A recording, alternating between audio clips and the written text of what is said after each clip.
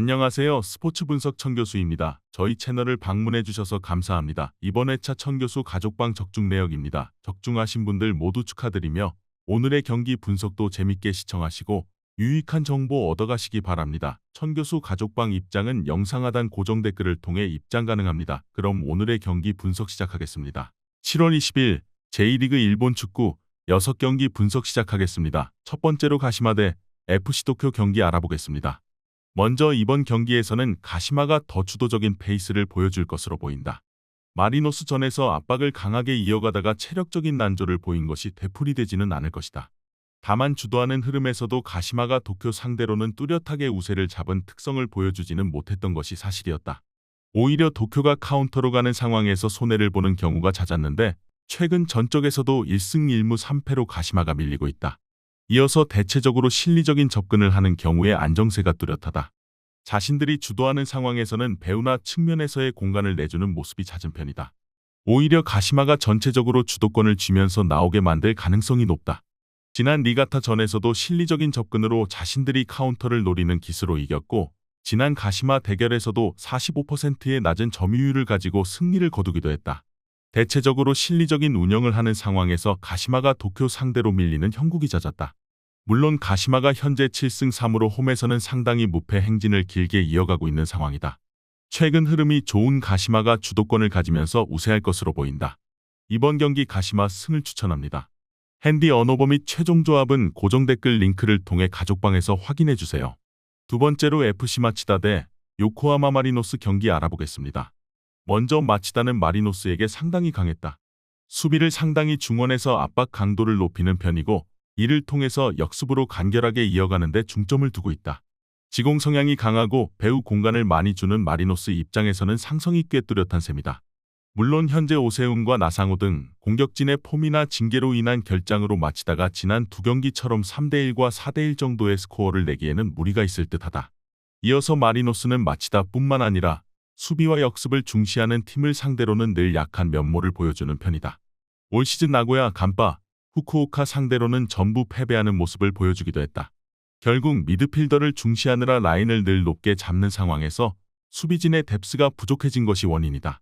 지난 경기에서야 가시마 상대로 4대1 승리를 기록했지만 짧은 패스가 강도 높은 압박에 막혀서 결국 롱볼로 선회를 할 수밖에 없었다. 마치다가 중원에서 압박을 이어가면서 역습으로 이어지는 시스템의 강점은 마리노스에게 상성상 우위다.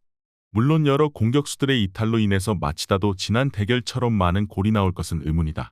마리노스도 상성상 수비 후 역습에 약해도 공격적으로 무득점에 그친 사례 자체는 많지 않다. 이번 경기 FC 마치다 승을 추천합니다. 핸디 언어버 및 최종 조합은 고정 댓글 링크를 통해 가족방에서 확인해주세요. 경기 분석 잘 보고 오셨나요? 다음 경기 분석 보시기 전에 천교수 가족방 입장하시는 법 안내해드리도록 하겠습니다. 첫 번째로 영상 하단 댓글을 클릭해주세요. 두 번째로 링크를 클릭하신 후 세 번째로 채팅 참여하기 클릭하셔서 문의 주시고 답장 기다려주시면 됩니다. 남은 영상, 유익한 정보 얻어가시길 바라며 이어서 다음 경기 분석 시작하겠습니다. 세 번째로 우라와 레드 대 사포로 경기 알아보겠습니다. 먼저 전체적으로 우라와는 강호들이 아니라 하위 전력에게 강하다. 올 시즌 기록한 모든 승리는 8위 아래의 팀을 상대로 기록했다. 이는 우라와의 현재 기조가 후방에서의 전진을 바탕으로 하기 때문인데 이 때문에 우라와가 주도권을 잡기 쉬운 상황에서 강점을 드러낸다고 볼 수 있겠다. 물론 우라와가 정교하게 전진을 하는 상황에서도 상대의 압박이 강할 경우에는 나오는 실점의 양이 없지는 않다. 이어서 사포로의 경우도 일단 초반을 버텨내고 강호들을 상대로 천천히 이어가는 것으로 가닥을 잡고 있는 경우가 많다. 물론 사포로의 문제는 자신들이 가지고 있는 화력에 대한 저조함이다. 최근 6경기에서 한 골만 기록하고 있고 그나마도 직접 프리킥으로 겨우 한 골을 기록한 것에 그치고 말았다. 결국 신승 상황에서도 사포로가 밀리는 가능성이 더 높아 보인다. 우라와는 전체적으로 자신들이 주도권을 잡아가는 상황에서 강한데 이 때문에 하위 전력을 상대로 더 강한 면모가 강한 것이 사실이다. 다만 전개를 하는 상황에서도 전방 압박에 약한 점이 있어서 실점이 전혀 없진 않을 것으로 보인다. 이번 경기 우라와 레드 승을 추천합니다. 핸디 언어버 및 최종 조합은 고정 댓글 링크를 통해 가족방에서 확인해주세요. 네 번째로 가시와 레이솔 대 가와사키 경기 알아보겠습니다. 먼저 가시와의 전략은 상당히 압박 라인을 중원에서 강하게 가져가는 것이다. 사실 가와사키가 상당히 중원에서의 전개를 중시하는 편이라서 이 전술에 대한 효율은 어느 정도 있는 편이다. 다만 가시와의 주전조 중 사비오 정도를 제외하면 가시와의 믿을 만한 주포가 없다는 점은 아쉬운 부분이라고 할 수 있다. 그나마 기노시타가 8골로 교체로 나오는 상황에서는 효율을 높이는 모습이긴 하다. 이어서 가와사키의 플레이는 전체적으로 에너지 레벨의 취약점이 드러나는 편이다. 특히 원정을 가는 상황에서는 활동량이 최하위 수준인 약점이 크게 드러나는 모습이다. 1차적으로 빠르게 전개를 하는 데는 익숙한 팀이 아니기도 해서 전체적으로 수비를 먼저 생각하는 팀을 상대로는 약하다는 것이 중론이다. 후쿠오카 간바, 마치다 같은 팀을 상대로도 올 시즌 고전하는 형국이다. 가시와는 중원에서의 압박 라인을 높이는 것이 상당히 가와사키 상대로는 잘 통하고 있는 전술이라고 보고 있다. 물론 가시와의 입장에서는 주전조에서 사비오 말고는 그다지 힘을 쓰고 있는 공격 자원이 없다는 것이 상당히 아쉬울 것으로 보인다. 이번 경기 무승부를 추천합니다. 핸디 언어버 및 최종 조합은 고정 댓글 링크를 통해 가족방에서 확인해주세요. 경기 분석 잘 보고 오셨나요? 다음 경기 분석 보시기 전에 천교수 가족방 입장하시는 법 안내해드리도록 하겠습니다. 첫 번째로 영상 하단 댓글을 클릭해주세요. 두 번째로 링크를 클릭하신 후 세 번째로 채팅 참여하기 클릭하셔서 문의 주시고 답장 기다려주시면 됩니다. 남은 영상 유익한 정보 얻어가시길 바라며 이어서 다음 경기 분석 시작하겠습니다. 다섯 번째로 주빌로 이와타 대 교토상가 경기 알아보겠습니다. 먼저 이와타는 전체적으로 쇼난이나 교토 상대로는 강세를 보여왔다. 지난 쇼난전에서는 그라사의 조기 퇴장으로 터져버린 매치였지만 이와타의 배후 공략이 전방 압박을 중시하는 교토나 쇼난 상대로는 잘 통했던 케이스가 많았다고 볼 수 있다. 물론 그라사에 이어서 가와시마도 부상으로 이탈한 상태라서 이와타가 공격을 받아내는 상황에서는 좀 고생을 할 수 있다고 본다.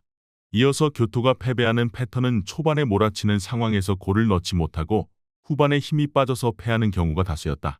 지난 대결에서도 0대3으로 패배를 기록했는데 당시에도 후반에 모든 실점을 허용하는 모습을 보여주기도 했다.